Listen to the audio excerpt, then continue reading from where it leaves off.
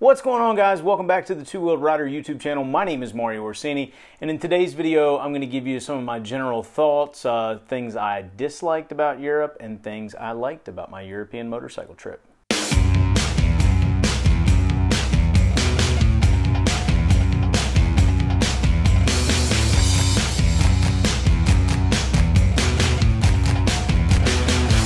So to begin with, I'm going to give you some of my general thoughts. These aren't necessarily good things or bad things. They're just things to be aware of. Please keep in mind, this entire video is from an American's perspective and even further down, a West Virginian's perspective. And aside from traveling up to Canada last year on my way to Alaska, I've been to Canada once before, I really haven't been outside the United States, and I definitely haven't ridden outside the United States with the Canadian exception. So just keep that in mind as you're listening to what I have to say. So I kind of touched on this in the subscriber question things, but just a general thought, Europe's not very big, at least in the areas I was traveling. I mean, we went through 4 countries in one afternoon. That's something we do here in the United States, going state to state, at least on the East Coast, which wouldn't happen on the West Coast.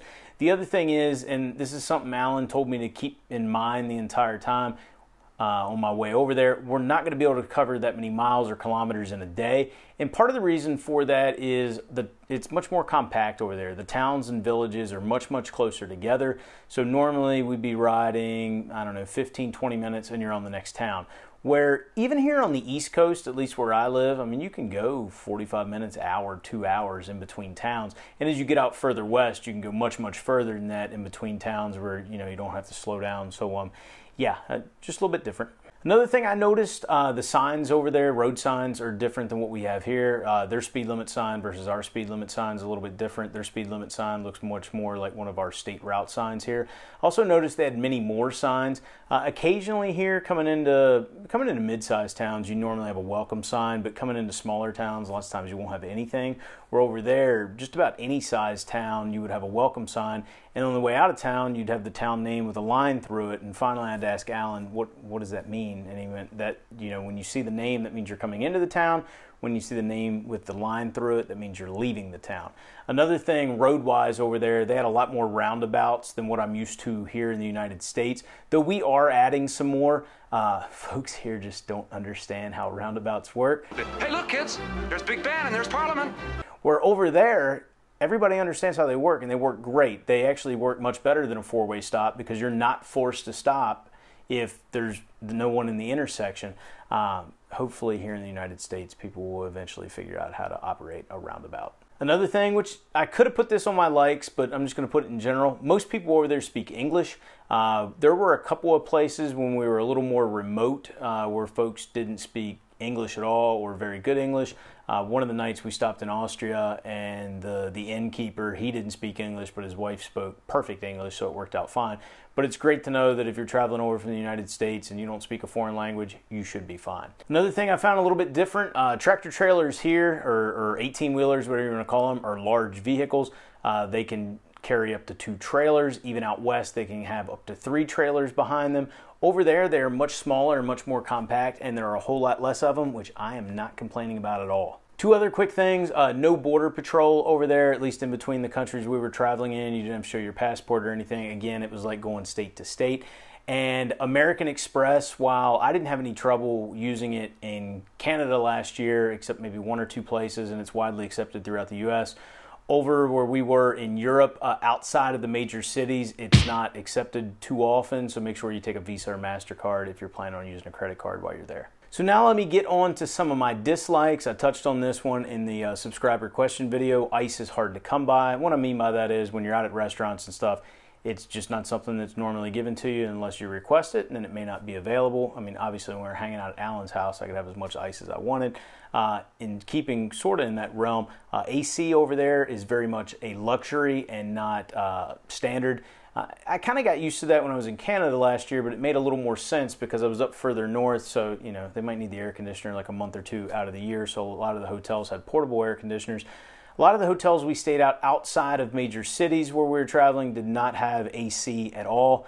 They also didn't have ceiling fans, which I found kind of odd. And even if you wanted to crack open the windows at night, most places didn't have screens in the windows to keep the bugs out. So I'm kind of used to my AC or ceiling fan when it's hot. And it was hot over there. It was like 93 degrees Fahrenheit, and it was only cooling down to the 80s at night. So those are a couple things I didn't really enjoy about the trip. So a few other things I didn't enjoy were the expenses. Hotels, restaurants, and fuel. Very, very expensive over there. And I'll touch on all the costs, or I may have already touched on them in the breakdown of the cost. If I have, I'll go ahead and link it up here. Eating out was much more expensive.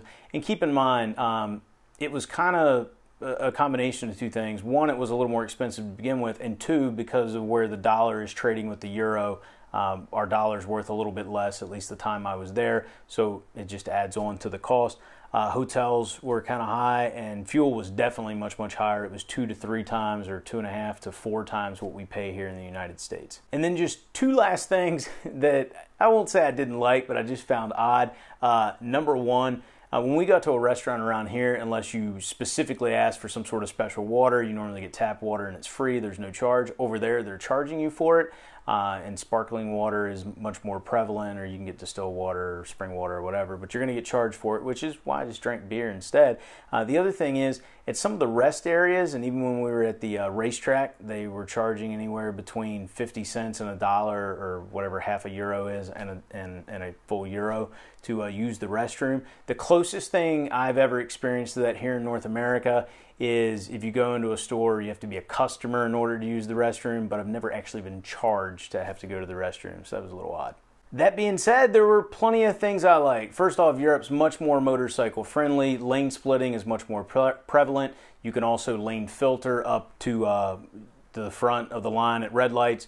Very much enjoyed that. The Autobahn, we got to ride on that. That was a hell of a lot of fun. So going back to restaurants for a minute, I mentioned this about being in Canada last year. They bring the credit card machine out to the table, so your credit card is never out of your vision the entire time. Hopefully we do that more here in the United States.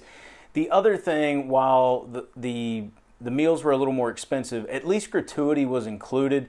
So just keep that in mind. You're not tacking on an extra 15, 20% at the end of your meal. It's already included, though we did in some cases when we had really, really good service. So something else, the beer is much, much better in Europe than what we have here. I'm not a huge beer drinker. You guys know I like my bourbon. But I did drink a decent amount of beer while we were over there. It was delicious. The food is also fresher. Not to say we can't get fresh food here in the United States. Of course we can. But it's just like the general supermarkets, their produce and meats and stuff were fresher than what we typically get here in the United States. That said, I did notice a little bit of the Western diet starting to creep in over there. You can get French fries wherever you want, and thank you so much, Alan, for introducing me to mayo on my fries since I've been home. I don't know if that's any better than ketchup, but I've been going like 50-50 between ketchup and mayo. If you guys haven't tried it, try it. It is delicious. A few other quick things. We got to go to a MotoGP race while we were over there. The crowd is awesome in Europe compared to being here in the United States. I've gone down to Circuit of the Americas a couple of times, and while I had a great time, the fans there are not near as diehard as they were up at Assen, so that was a lot of fun. Also, you can get Valentino Rossi Monster over in Europe. I may have brought some back.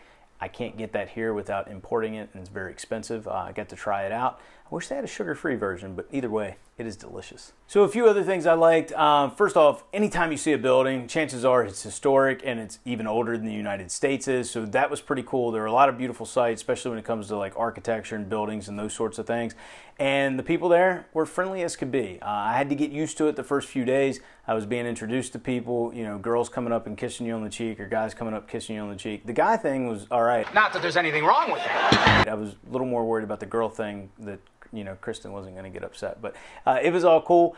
People over there were very, very friendly the entire time we were there. When they found out we were Americans, because we couldn't speak their language in many cases, they were super friendly. They were asking us things about our country. So all in all, everybody over there was great. So even though you guys are waiting to see the video series, I just wanted to hit a few highlights. Obviously, it was awesome to travel with Kristen for 2 straight weeks over in Europe on our honeymoon, that I call motorcycle trip, but it was our honeymoon.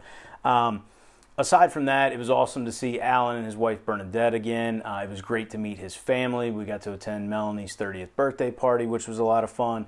Dinners at Alan's house and over at Nikki's house were great. We were cooking out, we were grilling out. Everything was so fresh. And just sitting at Alan's house for dinner at night was amazing. He's got this amazing view. We're watching the sunset. We're out there drinking great food. The weather's perfect.